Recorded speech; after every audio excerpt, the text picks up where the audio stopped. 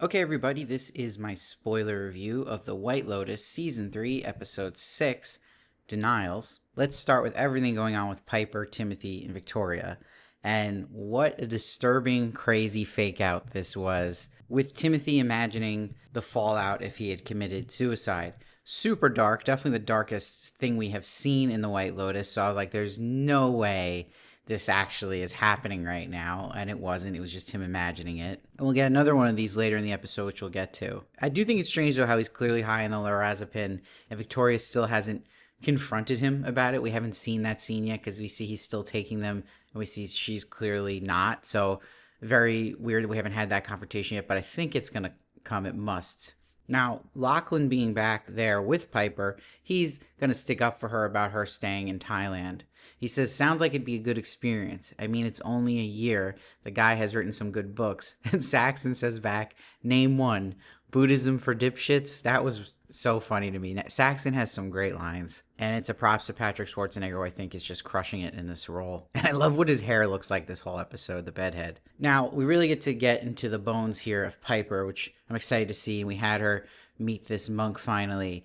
And she's like, I've been feeling a little lost. Everything feels a bit pointless. Things my family cares about, I just don't. I love hearing her perspective finally, her really open about her feelings and her family. And I feel like there's going to be a big reveal still about Piper's maybe past that will come to light in these final two episodes, because she's that one piece that we've learned the least about out of the family. So I'm very intrigued on what's going on with her. And she tells this monk she wants him to meet his parents. It'll just make things easier for her to have a smooth transition to be able to go and do this program. And when she looks for them, Victoria is wandering the grounds and complaining that the monks aren't speaking to her and that they don't speak English. Of course, Victoria is doing that.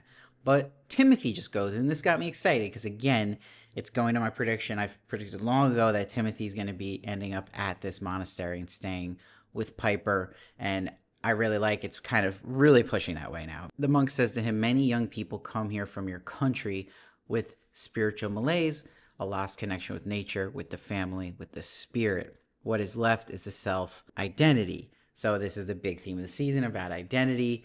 And he's talking about then people go towards money and power. And he's like, everyone runs from pain towards the pleasure. But when they get there, they only find more pain. You cannot outrun pain. And this also reminded me of Sam Rockwell's monologue last episode, how he keep going for pleasure and finding these different routes to that pleasure and finding himself. It always just lead to more and more suffering and pain. So it really clicks with that. And it clicks, obviously, with Timothy's story. So this is all hitting a soft spot for Timothy that he needs to hear. And it's actually a form of like therapy for him here in a good way. He's connecting with it. Then he asks him, what do you think happens when we die? The monk says, when you're born, you're like a single drop of water separated from the one giant consciousness. You die, you land back into the water, become one with the ocean, no more separated, no more suffering, one consciousness. Death is a happy return, like coming home. Unfortunately, this is like the worst thing to say to a suicidal person. So I think it's interesting too how you can see different philosophies and how they can adapt and work in one situation where maybe when you're grieving someone you're about to lose, or you know someone's sick and they're deathly ill and they're going to go, this would be something very comforting. But to say to someone who's suicidal and thinking about killing themselves, this sounds like wow, death sounds like a great choice, you know? So probably the worst thing for Timothy to hear at that moment in that sense. Now, Timothy shocks Victoria by saying he liked the monk. And now she's feeling alone in this and not wanting Piper to do this, but she offers Piper a deal. She's like, spend one night there, and if you still want to do it, then I'll support you.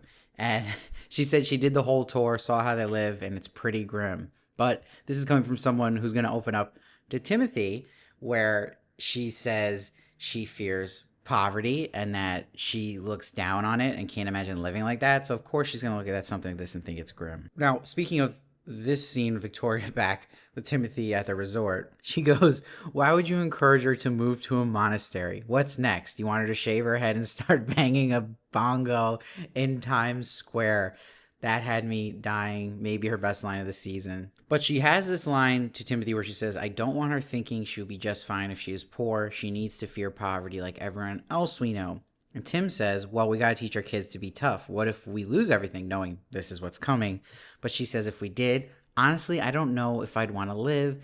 She says, I don't think at this age I'm meant to live an uncomfortable life. I don't have the will. I don't think I ever did. So this breaks Tim's soul. It confirms some of his fear about how his family would handle this news about them losing all their money and him being in trouble. So there you get that big fake out. And what triggers that imagination is a murder suicide with Victoria, where he's looking at it as taking her with him and easing her of facing that pain that she wouldn't even want to live when this news get out. So he's thinking, now I'll kill myself and I'll kill my wife as a favor. So really, really dark. And that's when Saxon shows up to him. And he says to Saxon, his kids' names wrong, Locklear and Pipeline. And Saxon clearly sees his dad is really not well.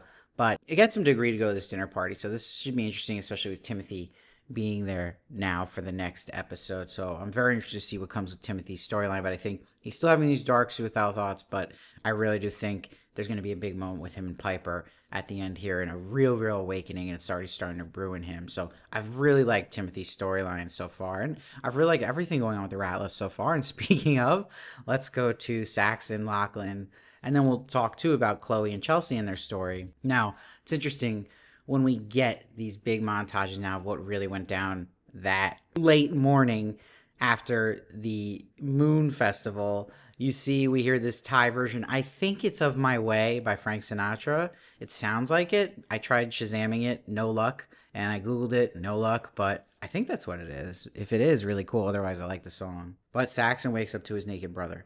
So this is a reverse of when Lachlan woke up to a naked Saxon. And Saxon's getting fuzzy memories of that early morning. And Chelsea rejecting him hooking up with Chloe, and then because like you're hinting at something's going on with him next to Chloe and Lachlan, but they don't fully show it yet. Now Saxon will then sit on the boat with Lachlan, and he remembers fully the hand burner, so he's snapping out of the blackout state quicker than Lachlan is. Even Lachlan even says, I can't remember anything at all last night, and he's like, well, we both blacked out.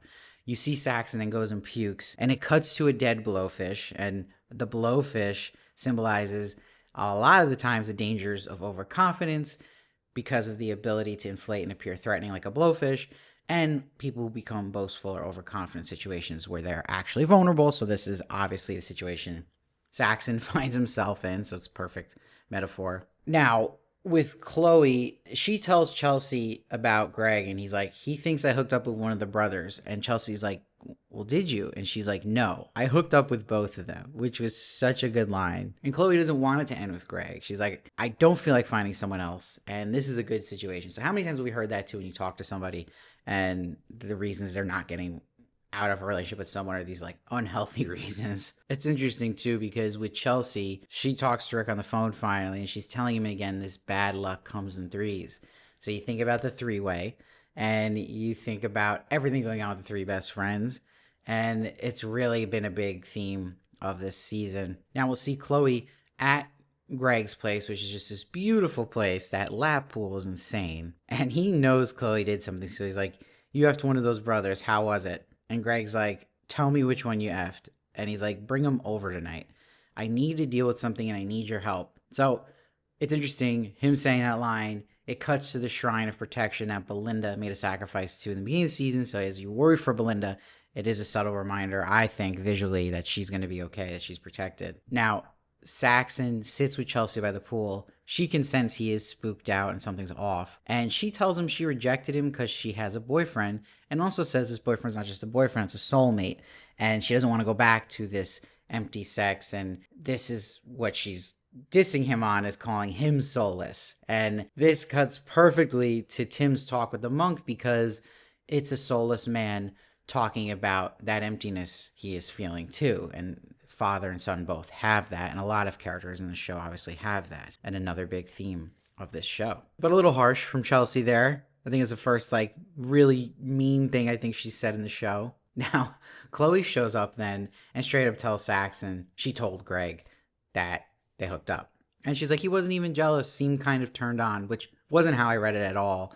So I definitely think she's just lying that because she knows whatever Greg's plan is for that party and needs Saxon there. and we just didn't see that part. So she's in on it and just trying to rope him in to actually be comfortable with coming to the party. So they talk about threesomes, and Saxon says he's never had one with another guy. And they bring up Lachlan, and Saxon's like, oh, well, the makeout part, that was a joke, and you guys forced us. Isn't Chloe's like, I didn't force him to jerk you off, which was like, oh my God. And he's like, that never happened. I don't remember that. I blacked out. And Saxon goes, God, that drug, what did you give us anyway? And Chelsea says, I don't think there's a drug in the world that would make me get with my brother. Such a good line there, too. Just Mike White killing it with the writing this episode. You can tell he was in the zone. So, as messed up as Saxon has been, I actually feel for him a little bit. Like, this is insane, and it's crazy because he's on this Molly, I'm guessing it's Molly, and he's under the influence, and this happens with him and Lachlan, and you just wonder how much of the subconscious of him, again, we've seen him check out Piper before, and this weird thing that him and Lachlan have, that they're like attracted to their sibling. So Lachlan being attracted to him and Saxon being attracted to both of them, really, really wild. And then it makes you wonder too, if there's another piece to this puzzle that might have to do with something with the parents that can be explaining why they all are attracted to each other, which is not confirmed on Piper's end, by the way. I don't think they've showed anything alluding to that of her attracted to either of them, but we got to see what the deal is with this whole family and that. It's pretty wild. And I just want to say to fellow critics, I was really annoyed because some critics will watch all the episodes when they send them to the press at the beginning. I don't do that. I watch one at a time with my reviews. So I feel like I'm with the audience and doing it weekly and not getting ahead and spoiling others and spoiling myself. But there's just people who in their reviews, so I don't like even reading like non-spoiler reviews, because I think audiences are smart enough to put two and two together if you hint at something. And certain critics said, oh, they do something, it does go there. Like another show, like on HBO, talking about Game of Thrones, and it doesn't work here, they said. So it's like, okay, from it being hinted in episode 1, I can put together that what's going to happen. So thank you, other people, for spoiling that. It's like, just don't even hint at things like that, because people are too smart to put the pieces together now that I do consider it a spoiler when you confirm something like that, even if it's said in a discreet way. So Lachlan stays at the monastery with Piper. And in the meditation session, which this is like a really great scene to me because it's wild where he is and he's doing meditation. And imagine if you were in there and you have no idea what other people are thinking, right? As they let their thoughts pass by them, like the monk says, and you acknowledge them and then let them go. But he's trying to shut down his monkey mind, and it emerges what happened, and he's seeing it all, and it's a crazy scene, and it's going to be interesting to see how Lachlan processes this all, because we saw Saxon going through it, but we didn't really get to see much of Lachlan yet. So that's going to be big for next episode. So really like what's going on with everything with the Ratliffs this episode. And what's great about this show is, like last episode being the earthquake episode, there's always one with the White Lotus. Then everything after just rolls off of that and gets really, really good and intense. So I'm happy it's like sets the start button for the season. It really does. Now let's go to everything with Rick.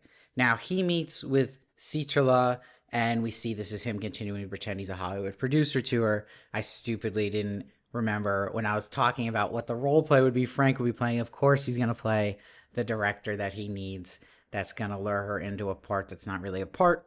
But it's interesting that right away Rick's noticing her security detail and notices the bodyguards there. And when he goes to the house later, he'll also see those same bodyguards. So that's going to be interesting. His whole goal in this scene, though, is to get the invite to her house so he can see the husband. Now, when he meets with Frank to let him know they're doing this, Frank doesn't want to be involved with messy stuff anymore. He knows he wants to kill this guy. He knows he gave him a gun. But Rick's like, I promise I won't even bring the gun. But Rick brings the gun. We'll see that they show it in his jacket pocket, and that Frank even sees it, and he's like, oh God. Now, I love how it ends with, we don't get to see the husband. He's just kind of blurred out his body, and we hear him, and it's all from the perspective of Rick, and then that side shot of him and the music getting really dark at the end. I think it's a mix of the theme song with just a darker part of it, really, really dark, and probably like this is the darkest area we've been now with the incest, with everything with Timothy and the suicidal thoughts and everything about going on with Rick of the White Lotus ever. And I think it's working, honestly. It's interesting to see Mike White go down a darker path.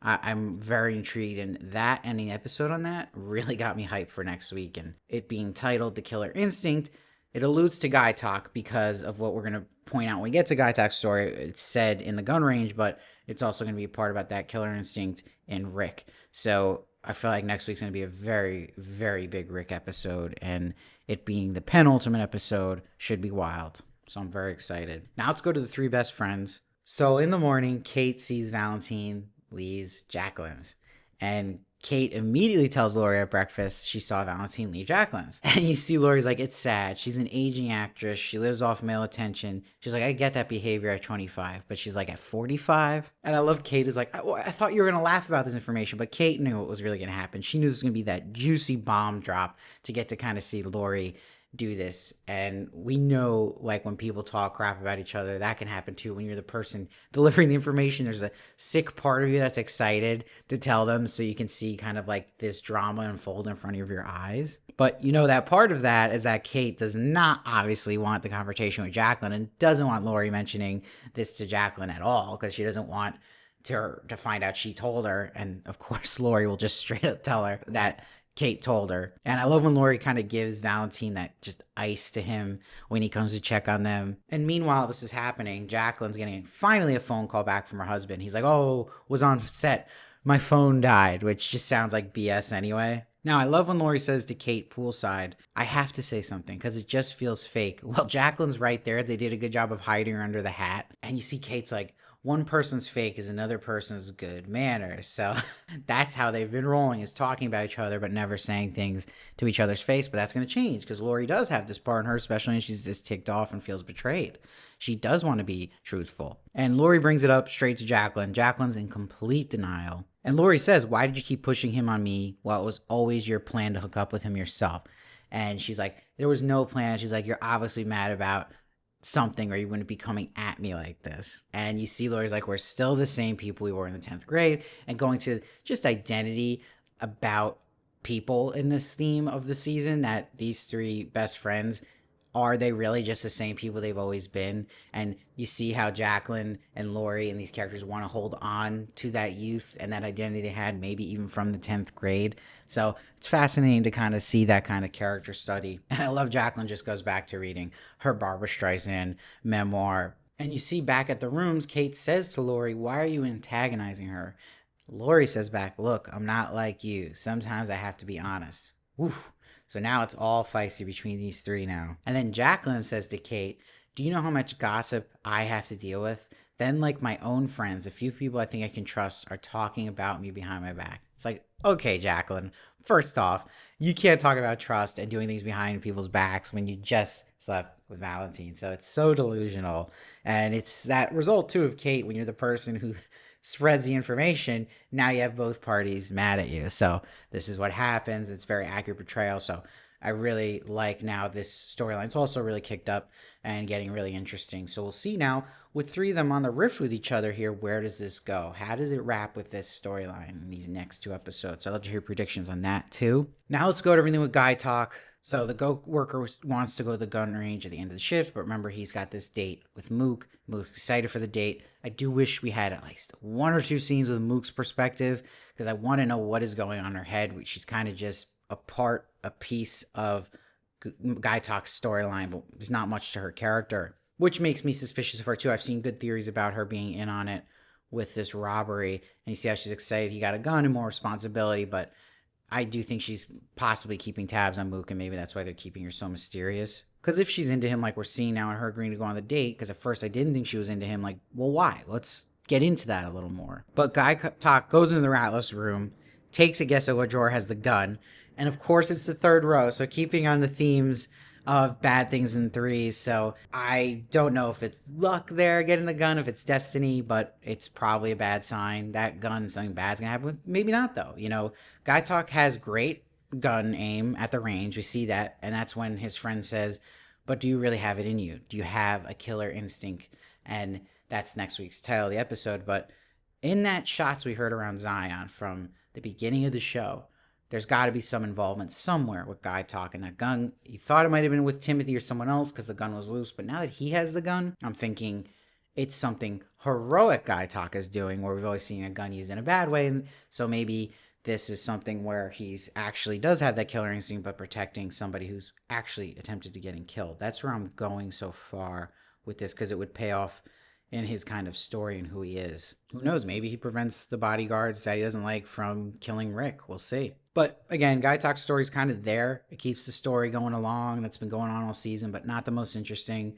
And I would like a little bit about Mook. So we'll see. But so far, probably the weakest at the moment. Now let's go to Belinda. So I'm happy to see Zion here this early because we know he was in episode 1 in the future, and I'm happy they didn't save him till like the finale. So it's good to see him here. And he arrives early in the morning, but he walks in on her in bed with porn chai, so it just adds that humor that's constantly in Belinda's story, which is great and feels a lot like the old White Lotus. And you see Belinda quote Scarface talking to Zion about his dating life, and it leads her to saying, "Gotta get gangster around here." And this is his first hint that something's up here with his mom. And you see Fabian invites her to the restaurant for the night, which is another sketchy Fabian part of him, and she's turned off by him now, how he wasn't helpful at all, and in the information she was giving him about Greg. And he says he's going to try to sing. So this might set up a big scene at dinner at night for the people who aren't at Greg's party, of him actually attempting to sing and something else going on there that could connect to Greg's party and Greg and all around, because he always goes there for dinner anyway and his house is right there. So we'll also see that Porn Chai has the same dream as Belinda and that they want to start their own spa together. So is this going to be a happy ending for both of them? Could that be their riding off into the sunset moment maybe in the season together where they fall in love and they go to start to do that? And she finds happiness and peace with him. We'll see. Can we still trust Porn Chai? I don't know. But that's what makes it interesting of the second half of the season. Everyone is like, you don't know who to trust and anything can happen at this point. And Belinda gets a great jump scare. Now it's not an animal. Now it's actually another type of animal in the creature of Greg. And he invites her for dinner. And she's like, that's okay, and my son's got jet lag. He's like, well, bring them both. And then he says in the most scary way, I think we should talk. That's when I gulped. I was like, oh my God. And so he's basically telling her, we need to freaking meet. Like, it's not even just like a please come see me at this point. And you see when she comes back to sit down at the pool, you see Zion's now noticing how worried she is. So it's going to be interesting to see him learn about this information in the next episode. He's probably going to be freaking out as well and want to protect his mom. So I'm excited to see that. I'm excited to see where these last 2 episodes go. This was my favorite episode of the season by far. I'm giving this one a 9.1, and I really enjoyed it. Now I feel like we're really, really cooking, where last episode was that earthquake episode that got really good, but this now feels like we're in a zone and it's not going to stop now. And I feel like the last 2 seasons of White Lotus, same thing. That second half, it just doesn't stop. It's in that zone. So I'm pumped. I'm loving it. Let me know what you thought down below. I'd love to hear your theories. I read every comment. Try to respond as many as I can. Hit that sub button so you don't miss one of my reviews. I'm also reviewing Severance at the moment and The Handmaid's Tale. And I'll see you next time.